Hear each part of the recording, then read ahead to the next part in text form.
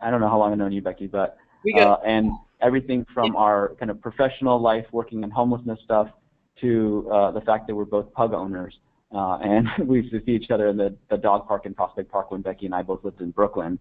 But Becky took what was a pretty simple idea, which was the fact that people who were homeless and living on the streets were a significant number of them were at significant risk of dying due to a variety of chronic health conditions and exposure to the elements and all that, and where just that fact led to the development of a tool that helped to identify people based on their risk of vulnerability to dying on the streets, that then kicked off a national campaign called the 100,000 Homes Campaign, where the challenge was put out to communities to say, let's house 100,000 people, or at least 100,000 of the most vulnerable people who are homeless and living on the streets, who have chronic health conditions and are at risk of dying, and let's sort of commit to that goal. And that really, I think, spurred, and I don't think I'm overstating this, it really helped change the way that this country thinks about how to tackle homelessness,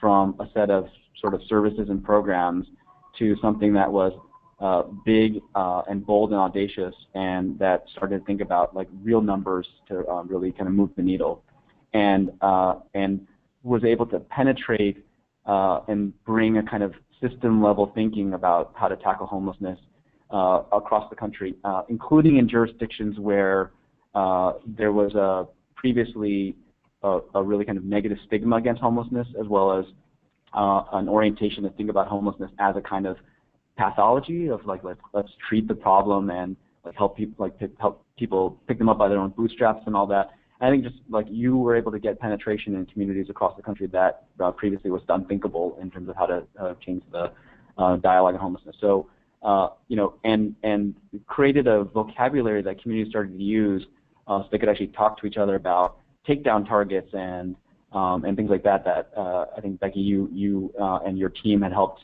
to kind of invent that language. So I thought it'd be helpful for you, Becky, to talk a little bit about your experience in leading that campaign and the kind of thinking and the evolution of that campaign, and sort of engage with us in a conversation so we could sort of pick your brain and figure out like what are some of the things that we might want to steal from, you know, pages out of your playbook for the Stepping Up initiative. So. Great. Awesome. So I don't if others have thoughts, happy to open up, but otherwise happy to turn it over to you, Becky, to talk us through that. Okay. Any other thoughts or any burning questions that you guys that you have right now that you're hoping I might be able to spur some conversation around?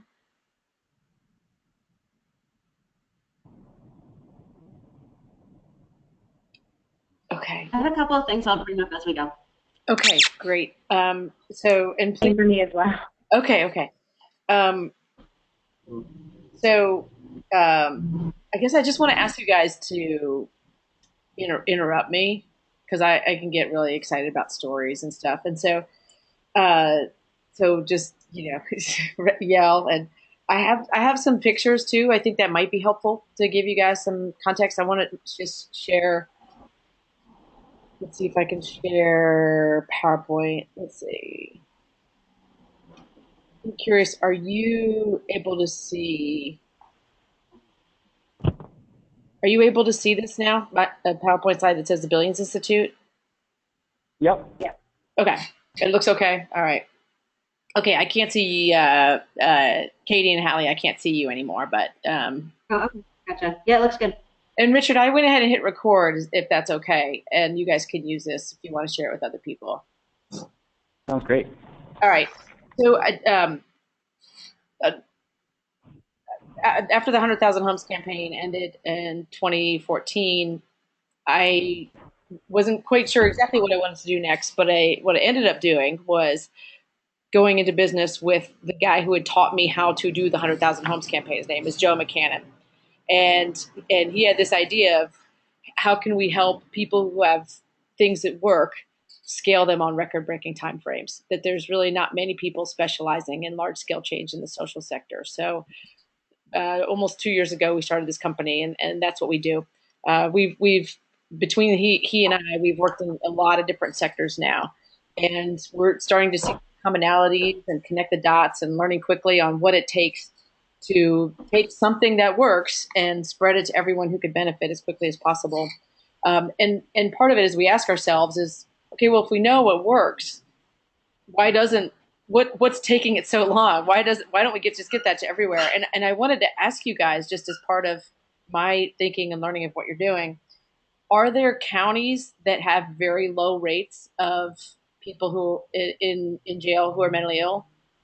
Do you have some positive deviants?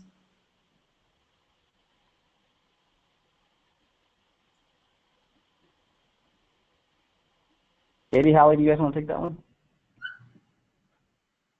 Sure. I mean, I'm happy to start, and then Hallie and Richard, if you want to jump in. I think the answer is that it's complicated and that we don't exactly know in some cases, because the data collection processes for a lot of counties sort of are lacking. There aren't a lot of places that are using consistent screening and assessment tools to know exactly what their prevalence rates are, to know whether or not they are actually low or if they are low because of the way that folks are either counting or not counting. So it's a little bit difficult, I think, for us to say with some definitiveness that there are certain places that have a low rate.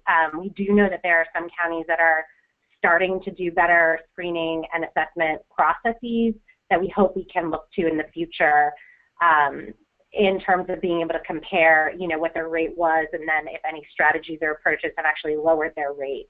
But Hallie, I don't know if you have anything to add specifically with some of the California counties that you've been working with and how their data works and if they have particularly low rates that you've seen.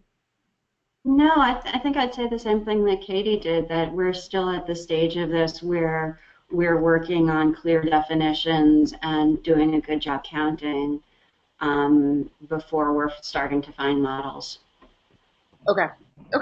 So let's then, for the sake of argument, assume that there are counties in the United States who are actually doing things differently and better than other counties, and that's usually the case, right? That you can find bright spots once you know what it is you're looking for. You guys, you're able to go with me on that one? Mm-hmm.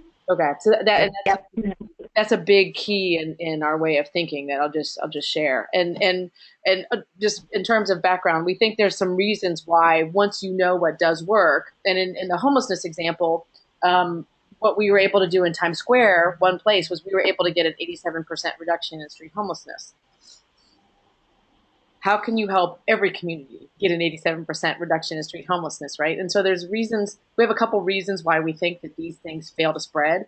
And then given that, what do we do in response to that? One of the biggest ones is, as a culture, we glorify discovery. So if you look at like the TED Talks, having the idea, that's who gets kind of can suck all the air out of the room, is just having the idea versus doing the idea. Implementation science doesn't really get its fair shake on things. And spread isn't sexy. It's not sexy the way that discovering something is. We believe in the myth of natural diffusion. So we believe that if an idea is good, that on its own merit, people will pick it up, and that's never ever ever true. We reinforce inequities. We have positive feedback loops that keep going, that keep the rich keep getting richer, and we have the negative feedback loops aren't strong enough. So that's just also part of just the dynamics of our culture. And it's not easy. People don't know how to do it. It's not taught in school. And some of the things that you guys might be encountering right now, or as you move more into a spread phase, is there's the competition, that there's lots of other ideas about what should be done. Mitch Katz has 1 million demands on his time. The fact that you get his attention at all is noteworthy, right? So there's all these competing things, just that your inbox alone has that. And Richard alluded to this a little bit with what we face in the 100,000 Homes campaign, of variation in values and beliefs. Not everybody agrees that people with mental illness shouldn't be in jail, right? Like that, or whatever that might be. You're going to face those different differences in context, differences in resources, or ways that governments work, or ways that people are treated, or ways that you measure things, right? The logistics themselves, like being able to talk, someone in San Diego and someone in New York. And then inertia, which is just business as usual. That's the most powerful force that you're up against in a lot of ways. And fear. People are afraid of failure, trying something that new. There's a million different types of fear. Fear of not having enough, fear of scarcity, fear that they're going to get blamed if it doesn't work out. You're constantly up against people's egos and fears. So it's kind of a wonder that anything gets done, right? So I'll just share that our theory of change about how you get big change done is the word we're using for it is unleashing people. And we think a bad question is how can I get all these people to do what I want them to do? And that's often a question that's asked in the social sector. It comes from a place, well, let's not even talk about what the motives are behind that. But we think a better question is how can I get all these people to do what they want to do? And to always be in that mindset of, well, what's in it for them? And why would they care about this? And how do we have something that's shared together? And we define success of losing control of a group that's traveling in the desired direction. And so it's this so much of when you're running a program, you do want control. You want to know that there's fidelity and reliability. And if it's done this way today, it's done the same way tomorrow. But in a large scale change effort, there's this tipping point where you realize like, wow, I'm not in control anymore. And that's the point where this might actually work, that it's starting to take off. And that you're setting up the conditions where instead of just getting this little bitty sliver of people, you're actually getting as much as possible of their whole selves because you've tapped into something deep and meaningful with them. So I just want to stop there and just do a check of that's the paradigm I'm coming from and what we want to help people have in the world. Any questions or comments on that? Well, I'm kind of smiling as you're talking about losing control, Becky, because that's a little bit of where we feel like stepping up is now, where we've, and sometimes I think I've said this on a few recent calls, we feel like we've kind of unleashed the monster, and now we keep hearing about, state X saying that they want to do some kind of state stepping up initiative or launch some kind of summit of their own. And we're hearing about it like sort of third party when we're like, wait, we're the ones actually running this thing. So it definitely feels like we've reached that point where things are kind of going further than we can even keep up with to some degree. Yeah. There's Huck.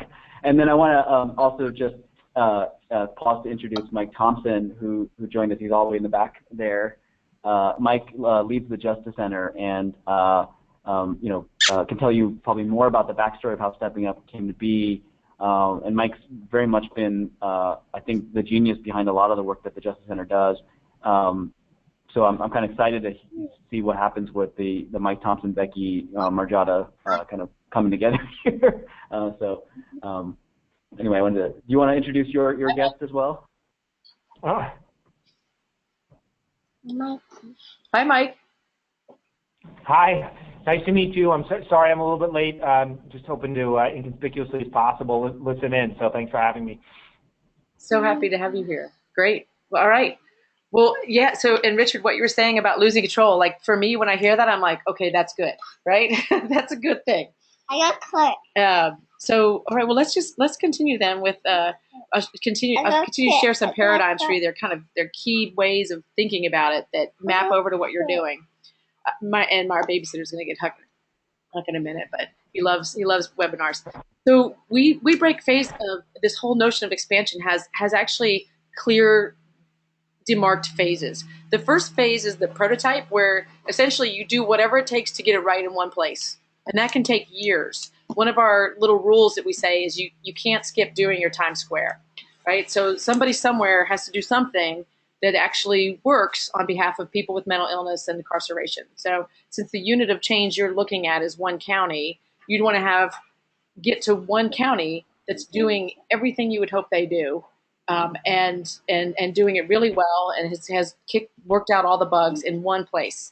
It doesn't matter if that's an exceptional county or a unique county, or if everyone's like, well, nobody else is like Polk County. At least one place has nailed it. So that would be your prototype. You've nailed the prototype. And again, it can take years. The next phase is your pilot phase. By the way, let me go back. So for us, the prototype was me spending 4 years working to reduce street homelessness in one neighborhood in Times Square, and figuring out what it takes in one place to get it done. And at the time, that was our only ambition. We weren't thinking about anything beyond that. It was just like, let's just nail this in one place, one time.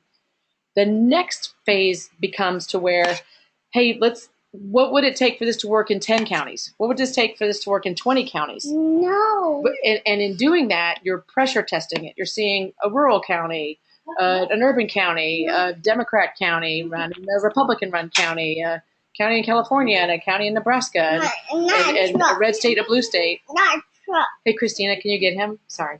And you're just kicking the tires on all these different things, and you want to know. In doing so, there's a distillation process where you get to where, oh, these are actually the most important elements. We thought these 10 things were important. I love you, boo-boo. But it's actually these 5 things, and you're getting more and more clear about what it takes to work in a variety of circumstances. And in the 100,000 Homes campaign, Beth Sandor and I spent 2 years taking this vulnerability index thing that I'll show you about to about 20 cities. And in each time we did it, it was a little bit different, and we adjusted it based on what our experiences were. From the point where you get to from pilot to spread is something more like a campaign, something more like the 100,000 Homes campaign, where you start looking at, and we call it the rule of 5 to 10x. Could we, in the same period of time it took us to do this pilot, multiply by 5 to 10 times the number of people who were able to have this intervention work with, whatever that might be. And so that's where you're getting to spread, but you're not getting a full systems change. You're just actually getting this in practice in lots of places. From there, you can begin to lay the groundwork for a movement, and eventually, hopefully, it leads to institutionalization, that it's built into the policy, the laws, the regulations. It just gets built into business as usual. And then from there, you can start to get culture change or memetics, meme change, where it's just a thing. It's just, of course, that's the way we do things. So this isn't always linear. It can be cyclical. You can sort of jump in at any point, like Black Lives Matter kind of started with a hashtag, in a way it started with a meme, and now it's going back and putting out, this is our platform, and building the movement. So it's not that this is the only way to do it, but I just wanted to share also this framework of for expansion in the diffusion science.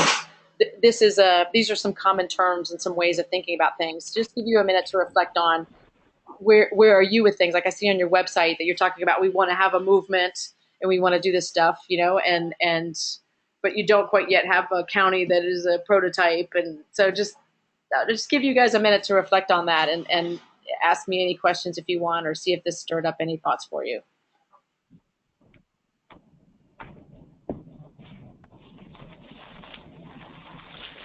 Becky, this is Katie. One of the things that you were talking about that really resonated with me was this idea of a prototype, and I think that we've struggled with having one place that sort of does everything, according to evidence-based practices, but we have found several different sites that are doing certain things really, really well. And one of the things that we've been talking about is using different places as prototypes for different types of strategies, and just wondering if that's something that you all have considered, or, you really think that this sort of one site works, or if it's kind of, just wondering how close to the model that kind of sits with what you're thinking. Yeah, that's a great question. So I saw you have like 4 things you want people to do, right? It has to do with admissions and how long they stay. So you might have one county's nailed one of them, but not the other 3, and another county's nailed another one. Is that's kind of what you're saying? Yes, exactly. Yeah, that's great. That's great. So that I would start with that, that's your prototype for that piece of the thing, right? So you're always looking for, how can we keep moving this forward? I wouldn't slow yourself down too much by being like, wait, we can't do anything until we get one county that has everything exactly right. That's, that could take too long at this point, right? Because you already have things you can move with, right? So I guess how I would translate that to your circumstances is, of the 4 or 5 things, interventions that you'd like counties to do, if you have examples of counties that have done that and have had good results, that's your prototype. Those are your prototype counties. Does that make sense? That's helpful. Thank you. Okay. Yeah, thank you. Great, great. And those are gold. You got to love on those people. We'll talk about more about that in a minute. Any other questions or comments? All right. Well, let's move on then. Let's see. How can I? Okay. So I want to share with you the model too, which is our framework. And so this is what we teach in our Skid Row school that we do with people who are leading large scale change. The first one is how important it is to get really clear on your vision and your aim. The next part of it is the actual intervention design, the science behind intervention, and then choosing your expansion method. And I'm going to go into all of these through the storytelling. That's the what. It's kind of the structure, the bones in a way, and you have choices in each of these that can guide how you do this. And then we move into the how. And the how is this day-to-day operations that's just this relentless movement towards going to the field, looking at data on a daily, weekly, not monthly basis, certainly not annually, being willing to be nimble and opportunistic, and really that everything is for learning. It's quality, continuous quality improvement in action on a large scale is what that is. And then that constantly, as leaders for large scale change, managing fear and liberating creativity in people. That's what you're constantly going to be up against, so that you get really good at this kind of aikido of helping people, move past that fear and move back into a creative place is a big part of what you're doing. And we think those things, well done, result in unleashing. So I want to now take you through a case study in a way and point out some of the lessons learned that I think could be really relevant for you. So this is the prototype that I did. So this isn't going all the way back to 2003. It was Times Square, and there were 55 people sleeping outside on any given cold winter night, and my job was to reduce that by 2/3. And it was what I was given at the start of the job was, there are over 30 organizations who help the homeless in this area, but the number of people sleeping outside seems to remain like the same. And your job is to get that down by 2/3 in 3 years. Good luck, go. And I knew nothing about this sector at all. And what I realized after a couple months of just going and meeting with all these different organizations and what they do is that none of them saw it as their job to actually house somebody. It just wasn't their job. And I suspect you will find similar things, that it's nobody's job right now to reduce the number of people with mental illness in jails. They have other jobs, right? They're busy doing other things that governments have paid them to do, and they're probably doing well. But it's really bearing in mind that every system is perfectly designed to get the outcomes it gets. That I was hired into a system that was perfectly designed to perpetuate street homelessness. And if you knit together the tools that different people had, it didn't result in any way in a reduction in street homelessness. It resulted in the slightly less uncomfortable continuation of street homelessness. So for us the original theory of change that I was hired into was, if you could just knit together these things that they're doing, it'll have different outcomes. If you could just it was probably pre-collective impact, but if you could just kind of get people to collaborate was the big buzzword. And it took about 6 to 9 months, but we realized ain't nobody here going to house nobody. And so we said, all right, let's do this ourselves. And how can we work with them? It was a real disruption in business as usual, but fast forward 4 years and we got it down to where there's just one person left sleeping on the streets consistently. And in fact, the New York Times wrote a story about him, and he ultimately was housed by the team that continued after I moved on. So we really nailed it in one place. And I'll also just share with you that my original jurisdiction that I had when Roseanne hired me was all the way up from Central Park, all the way down to 23rd Street, and everything west of 6th Avenue. And there were hundreds of people sleeping out there. And it was too big to learn. We'd chosen too big of a geography to be able to make any meaningful learning take place. So we needed to really shrink it down to about 20 blocks And by doing so, we were able to make it person specific. So we could really, almost like you have to become an anthropologist or an ethnographer and really go out and understand what are the dynamics that are going on. It wasn't anything like what people thought. So just to give you reference, like who I'm talking about, the gist of what we learned through doing whatever it takes to figure it out in one place is to proactively, intentionally go after people who've been on the streets the very longest and get them into housing as quickly as possible. So this is actually someone named Ed Givens, who was homeless on Skid Row, where we worked on subsequently. But he had been on the streets 24 years, was very, very, had behavioral health issues, physical health issues, and we created this intervention that called a vulnerability index, where we went out between 4 and 6 a.m. and surveyed every person sleeping outside to what conditions they had that would put them at a higher risk for dying than others. And this is a complete reframe of business as usual in the human services sector, which was largely driven by, really, truly just whether or not the outreach worker felt like you would be easy to work with. Because I went out on outreach with many, many people, and that was across the board what I experienced. And so we wanted to subvert this business as usual and almost force the frontline workers to go after the people they didn't think could be housed. So this vulnerability index was designed to apply research, say, let's go get their names, let's go get their photographs. Nobody did this stuff. This wasn't done. It was like very controversial at the time. Let's make it person specific. And let's house the people who've been out there the longest with the highest risk of dying. So this is Ed Givens. He met that criteria.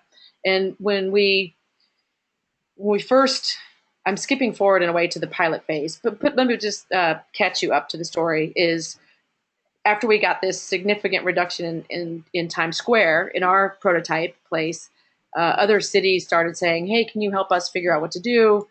And we started in Skid Row in Los Angeles, which was, for me, I was intimidated to even be there. It was so 1,000 times worse than Times Square ever was. And we said, well, we've got this tool that we use for our outreach workers, and it fits into this whole street to home model, right? Which was a fleshed out model at that point that was fairly complex. And we thought if you wanted to do street to home right, you had to do these 10 things. And the people in Los Angeles said, no, we just want that vulnerability index stuff. We can make our own street to home thing, and it's going to be better than yours, but because it's going to bill Medicaid. But, tell us, to help us do the vulnerability index thing. So that's the only part they wanted. And we kind of pinched our nose and did it. We were like, okay, but that thing you're designing looks mighty expensive, and it was really expensive. And we taught them how to do the vulnerability index. We went out there with them on the streets of Skid Row for 9 mornings in a row from 4 to 6 a.m. And this is what the community, this is about different contexts, what the community was saying at the time. I had multiple people tell me, yeah, you can go out and try and interview our homeless people, because our homeless people are different than your homeless people, but they won't talk to you. Everyone talk to us. If they do talk to you, they won't tell you the truth. They actually compared what people were telling us to their medical records, and everyone was telling the truth. And if they do tell you the truth, even if they tell you the truth, they won't want housing. Everybody wanted housing. And even if they do take housing, there's no way they're going to be able to maintain their housing. And I think they had about an 85% housing retention rate. And so what we were doing was constantly saying, okay, we hear you that you think that it's different in your context. Are you willing to at least try this in a small pilot and see what happens? Okay, well, we'll try it, but this is just our chance to prove you wrong. It's kind of how it was. So Ed Givens ultimately was willing to do the survey. He did tell us the truth, and he was willing to get housing. And this is Ed probably about 9 months after he got housed by Skid Row Housing Trust. So people started realizing, like, okay, maybe our stories we've been telling ourselves about what's possible haven't quite been right. And what happened, and we're moving into the prototype phase now, was other cities heard about what we were helping Skid Row do and said, will you come help us do the same thing? And I'll tell you guys that I told them, I was like, look, I'll just send you the form. You can go do it. I'll just give you the outscoring algorithm. It's no big deal. And they're like, no, we want you to come do it with us. So for the next, Hey, Becky, yeah. are you advancing slides right now, or because they're not changing on our end? Okay, yeah, sometimes it gets a little slow. What slide are you on? Ours never changed from one, so Oh no, that's a shame. Are you seeing they went away now, right? they went away. Yep. Let me go back. Okay. What about now? Still on slide one. Man, why is it? I'm just gonna show my screen. Okay.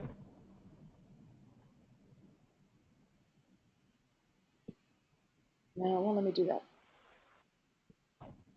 Is it showing your PowerPoint now? We just saw, I think, who was Ed now. Oh, good. Okay. Okay. That's it. Okay, sorry. Thank you. All right. Well, so this is where we moved from the prototype phase into the pilot phase. And in the pilot phase, I'll share you, it took 2 years going city to city of whoever was interested and helping them adapt a portion of what was a street to home, right? We were no longer we had to let go some of the street to home model. And what we were sharing was this one particular intervention that people found useful. And in doing so, we were really kicking the tires on what it was that communities found useful, what had value for them. Remember that whole thing about like how can I get you to do my thing versus how can I help you do your thing?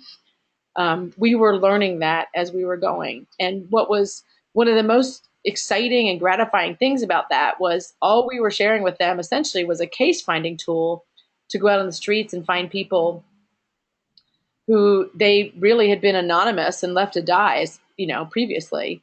And what they were calling me and saying, like Laura Zeilinger, a friend of Richard's and mine, when she worked for Mayor Fenty in DC, would call and say, we just moved 50 people in yesterday. And I was like, I'm sorry, did you say 50 people? She's like, yeah, we did this and this and that. And then we just moved them all into housing.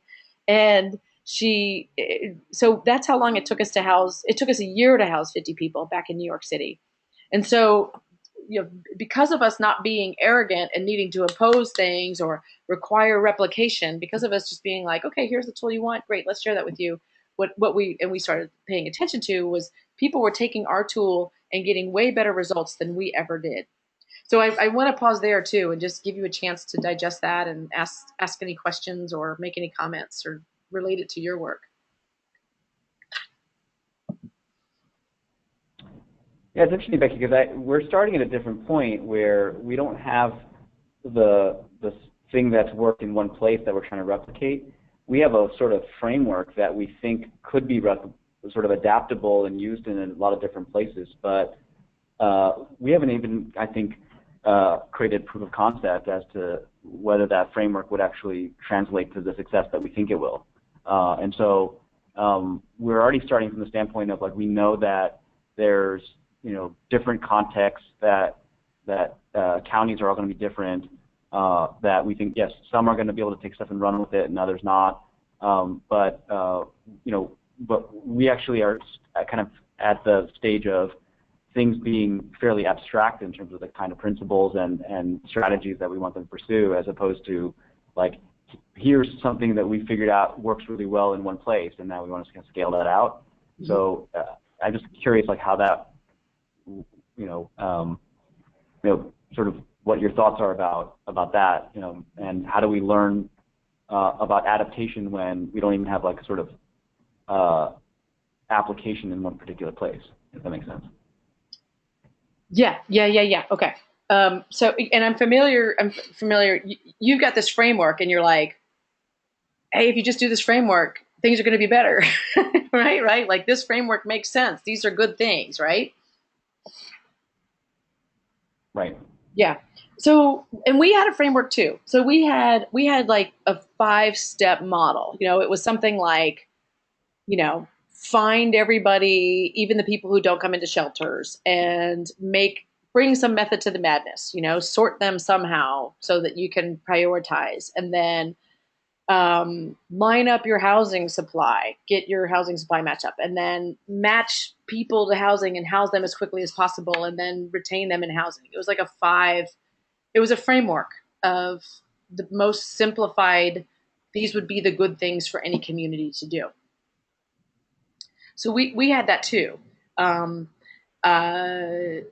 what I would say, here's a couple things I want to just share, and we'll get to this through the stories too, is you got to move it. I would encourage you to consider moving it from a conceptual framework to an actionable thing. And have that be something that is something that they want to, and that what your job becomes is kind of talent scouts, bright spot scouts, where you're looking for people who are doing it really well, because people don't want to learn from you. They want to learn from each other. Does that make sense? Mm-hmm. Yep. Okay, so I'm going to advance the slides and hope they advance. Let's just skip past this. Actually, this starts to move into so we've got 4 years under our belts at the Times Square, working on the Times Square. We've got 2 years under our belts, going from city to city. Cities are housing people faster than we ever imagined. I think about maybe 1,500 to 2,000 people who had been vulnerable and previously unknown were housed. And I got a call from just a middle of nowheresville, Kentucky, saying, will you come to a registry week with us and help spend a week getting up at 3 a.m. with us and help us find our homeless people? And I'm like, how many homeless people do you have? I'm like, 36. And I'm like, don't pay me to come house me. Just house the 36 people. Like I started just realizing like, hey, this isn't getting us where we want to get. So I had heard about the 100,000 Lives campaign in healthcare through the Institute for Healthcare Improvement. And in the middle left slide is Joe McCannon, my current business partner, who had led the 100,000 Lives campaign. And what they had done was they had gotten 3,500 hospitals in the United States to agree to adopt at least one of 6 promising practices, kind of like your framework. They did this choose your own adventure thing. Like you can do all 6 or you can just do one, but are you willing to do, work on these 6 things? And then they built this network where they connected those hospitals with one another towards a shared aim of preventing 100,000 unnecessary deaths. And they were able to prevent 100,000 people from dying who didn't need to die through medical errors in 18 months. And it began to really revolutionize, in some ways, the healthcare industry towards really more of a paying attention to medical errors and medical harm. And we thought, wow, well, what if we could house 100,000 people? Which is crazy, because I remember I shared with you, when you're moving from the pilot stage to the spread stage, one of the most important rules to apply is the rule of 5x to 10x. So if we had helped 20 communities house 1,500, let's say 2,000, let's round it up, 2,000 people in 2 years, the rule of 5x to 10x would say, okay, well, if we're going to put a 5x to that, in the next 2 years, you should be able to house about 10,000 to 20,000 people with more cities, right? So we gave ourselves 3 years, but we did a 20x by the time it launched to house 100,000 people. And we brought together, and this is pictures of the convening, representatives from the cities who had done the registry week to help us co-create what this spread phase was going to look like, of what should the model be, who's doing this well, how can we support one another. And we brought in our national partners, so other people working in the sector. So Steve Berg, I think Liz Droppa, one of Richard's colleagues from CSH, and this was co-created from the start in a lot of ways of getting the input of what was working and how can we make something bigger. In July 2010, my boss, Roseanne Haggerty, stood on the stage with a lot of other people behind her saying, we're going to do this. We're going to house 100,000 people. And off we went. It was, and the what goes behind, we spent 9 months building the engine underneath and behind the campaign. But at the point of launch, we had worked to get to where there are already 5,000 people in housing. And we had 34 cities who were enrolled in the campaign. And what we were wanting to communicate was an air of inevitability. Like, this isn't a cute little side thing. The train has left the station, and this is really cool, and you want to get on the train. That's what we were trying to communicate. And what we had done was we had identified the 55 cities in the United States who had the most chronic homeless people, and we had called them out by name in our literature. So we basically had this "we want you" to the people who had disproportionate numbers of homeless people. And I imagine you could also, looking at the data, eventually map out disproportionalities so that you know, like, yeah, there's 300 counties who've joined, but if we can help these 30 counties, we're onto something, right? Like, where you really can get higher leverage by focusing on those communities. Let me see if there's, I'll pause here and just that shift from, there's a couple things I want to share. The shift from piloting and the spread mechanism we used during the piloting was called, in literature, diffusion literature, it's called extension agency. So this comes from the United States Department of Agriculture, of how they used to spread innovative techniques. And the extension agents were me and Beth Sandor. And we just went from city to city to city, and we told stories. It's kind of like a Johnny Appleseed, like, well, this is what they did in New Orleans, and wasn't that cool? And well, DC did this, and communities would say, like, we're going to be better than DC. We'd be like, okay, we'd have a new story to tell. But you can't get to large-scale change through extension agency. It's really useful in the pilot phase. Once you hit to spread, you need a different mechanism for being able to both welcome in and connect lots of stakeholders working with each other. So there's a shift that takes place as you go to that next rung on the expansion ladder. And a campaign creates a format. It's a platform for being able to get lots of groups moving, losing control of large groups moving in a similar direction. I just want to pause for any questions at this point. One of the things that, and this is really, really helpful, this is Hallie, thank you so much. I've got a lot to think about. But one of the things that strikes me about what we're doing is that we're doing this as membership associations for the people that we're asking to change, in the sense of the county leaders. And I'm wondering if there's anything that strikes you about how that model is a little challenging for, or could work in terms of the theory of change that you're looking at, or you're describing, rather. So your main constituents are membership associations?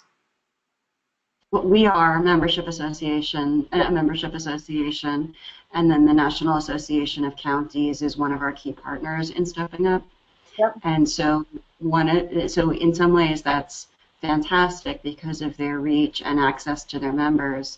But at the same time, there's a bit of a challenge because they want to service their members and certainly don't want to put them in the hot seat. Yeah, totally. Yeah, so Richard, I think the question is, like, what would have been like if NAEH had run the 100,000 Homes campaign? Is that kind of what she's asking? Right? Like, right, yeah, exactly. Okay. Yeah, I like to say you can't, here's my saying, that you can't bite the hand that nibbles, or you can't bite the hand that feeds you, but you can nibble it a little bit. And so you're essentially in this situation where you're both wanting to be of service and a provocateur. And so it's a hard situation to be in. I guess I would ask to go to the specific, and for you guys as a team to wrestle with the specifics of what exactly are the places where you're maybe in a dilemma, where you can't push as hard as you want, or you can't invite as clearly as you want, and to troubleshoot through those together, but then be explicit about that. Yeah, but it's also you're in the hen house, so that's good too. You have different access. Right. This is good. It can be. I can see that going both ways. You want to put in a question? Yeah, Mike, go ahead. Hey, Becky, Mike Thompson, and just to echo everyone, thanks. This is fascinating listening to, and Richard, thanks a million for putting it together. As many folks know, I pledge to being conspicuous, and I can't help myself. Fascinated by this and have a question. So Richard was asking or mentioning earlier on the one hand, we're victims of our success, and lots of people are running ahead with this even without us. So that's great in that it's so attractive. It's a little bit frustrating in that we are sort of control freaks and worried about losing control of it. I guess the question, your point about more and more communities embracing these goals and people standing behind them and rising to this challenge, I think what we wrestle with is there's no shortage of places who say they want to do this. It's just that they are all employing strategies that we don't think are going to be very effective in the end. Mm-hmm. And a different variation of Hallie's question, they don't necessarily want to hear you say this isn't going to work. Especially when they've got all the right people there. They know what they want to do. They want to be part of the momentum, and they're looking to be part of something bigger. So you're just there to kind of say right on. And kind of, by the way, maybe you want to do these couple of these things a little bit better, and they say, oh, thanks for the nice tip and advice, but you really know that they're not fully embracing those things. So yeah. I'm wondering sort of what strategies you used to really kind of help show people, like, look, you're really not actually on board unless you're doing, some critical mass of things. What kind of strategies do you employ to maximize the likelihood that people are doing the right things? Yeah. Okay. That's great.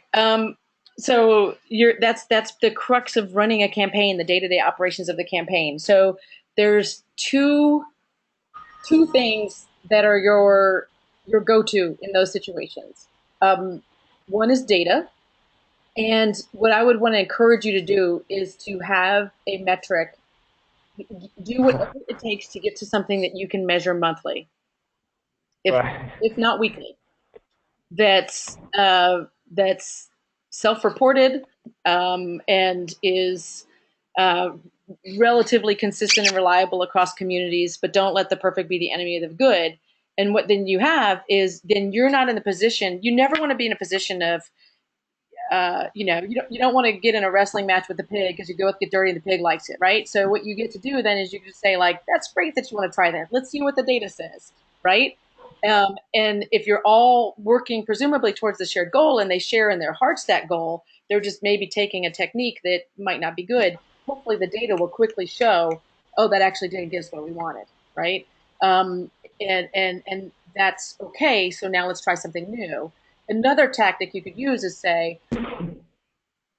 to get really clear on these are the three things that work. Just do these things. This is a campaign to get every county doing these three things, whatever those may be. That's another option. The double whammy with data, and I'm showing here the data feedback reports that we gave communities every month. Halfway through the campaign, we realized we were only going to be the 30,000 homes campaign unless we changed drastically. And one of the things we started doing was letting communities see how they were doing and how they were doing vis-a-vis other communities.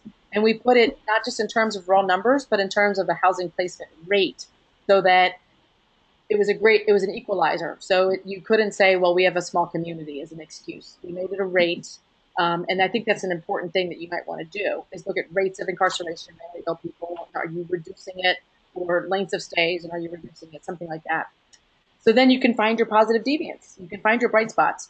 And that's the key, is not fighting you don't want to be in a fight with the people who are doing stuff that you don't think is helpful. What you want to be doing is finding ways to amplify and highlight and shine a spotlight on and give the mic to and make a platform for the people who are doing the good stuff. So we call that a recognition economy. You want to build a recognition economy. People will do the dumbest stuff you could ever imagine to get some recognition. It's the most powerful motivator.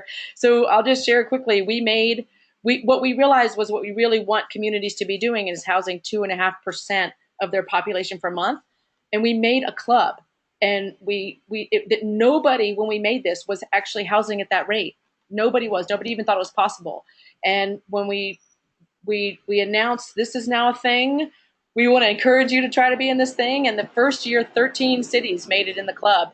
But NAEH our umbrella organization was generous enough to give us the stage so we could bring those 13 leaders up and have them get recognized to, for some reason, I can't fully fathom, a standing ovation. and the deputy HUD secretary like clapping and be like, this is the coolest thing I've ever seen. So I don't understand it even.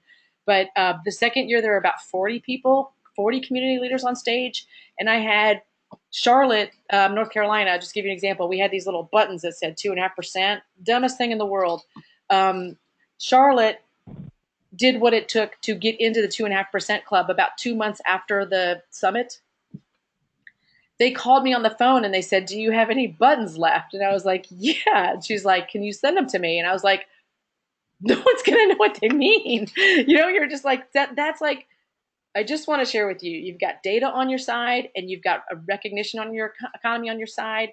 And you're every week, every month, you're looking at how's it going? Who's doing well? How can we give them a cookie? How can we give them the spotlight? How can we put them on stage so they're the ones teaching everyone else? And that's, by the way, what I'm sharing with you is the learning, is the expansion method with a campaign, is an intentional learning system where where you set up an infrastructure where people can learn from one another. So it's not me teaching anybody how to do things. They're teaching each other.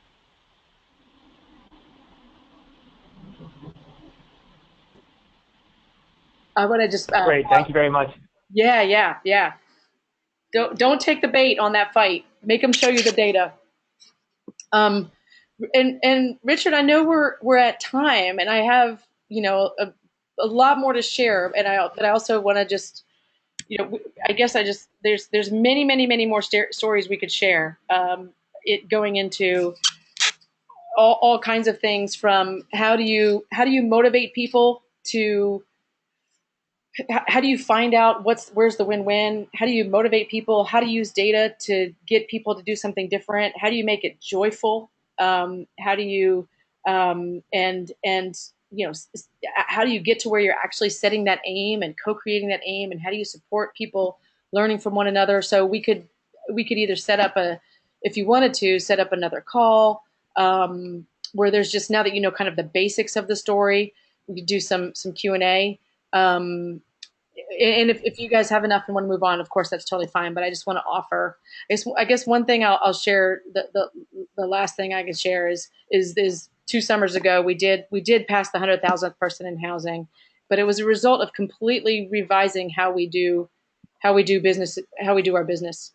And in applying this whole notion of how can we find where the win-win is, how can we find the positive deviants who are doing great stuff in all these different categories. So, DC might have done a great job in one part, but Phoenix could house anybody anywhere in 10 days or less. No one else in the country could do this. So we got to elevate how Phoenix was doing this and help everybody learn, help Phoenix teach everybody how to do it the way they did it. So and ultimately what we realized was we had to help people who never ever were in the room together work together towards a shared goal.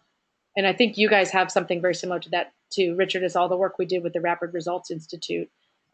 It's ultimately people who aren't required or mandated to work together have to do things differently together in order to get different outcomes on behalf of mentally ill people who are being disproportionately incarcerated. So there's plenty more if you want to talk about it, but I'll really leave that up to you guys. Yeah, so Becky, I mean, I feel like we're just getting to the tip of the stuff that I'd love to be able to dig into with you further. We have people breathing outside of this conference room door trying to get in here because they have the room booked. So my apologies for only making this an hour long. And so wondering, I guess, if others are open, and I'll take a nod of heads or a shake of heads, but like I think it'd be great to continue this conversation, just kind of pick up where we left off, but schedule like another hour with you, if you'd be willing, Becky, to really talk us through like more of the specifics, the boot camp stuff that you've done, the sort of, I forget even what you call them, those monthly calls that you held with the communities, and you had everything from like Wheel of Fortune kind of games and other things, but just you did a lot of things to sort of like shake things up with the way that they think about their work, and would love to hear more about that stuff too. So yeah. So I guess Justice Center folks, open to another hour with Becky? Okay, sure. Absolutely. I was going to suggest, this is Katie, I was going to suggest even more time than that, so I'll take what I can get. Great. Becky, are you open to doing that for us? Oh yeah, definitely. And maybe between now and then, if you guys could even send me the stuff you'd like to learn more about, or what some of your questions are, even from this far, we can that time can just be more Q&A versus me presenting stuff. I feel like you've got the gist of it, and I hear the things you want a little bit more on. Yeah, we could definitely put some stuff together for you in advance now that we've had a little taste.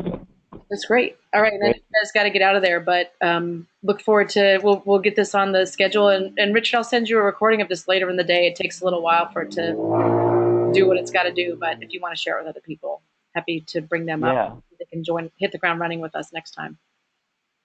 Yeah, Becky, thank you so much, and I'm sorry we ran out of time because I know I'm sure folks have a ton of questions and other things, but we'll pick this back up and really appreciate you taking time to do this with us. And very excited to do this, and this is bringing back a lot of fun memories for me too. So I'm glad that we're able to reconnect. Thanks, Becky. You're welcome. Thanks, Becky. You're welcome, and good luck, you guys. Talk soon. Bye. Thanks for putting together.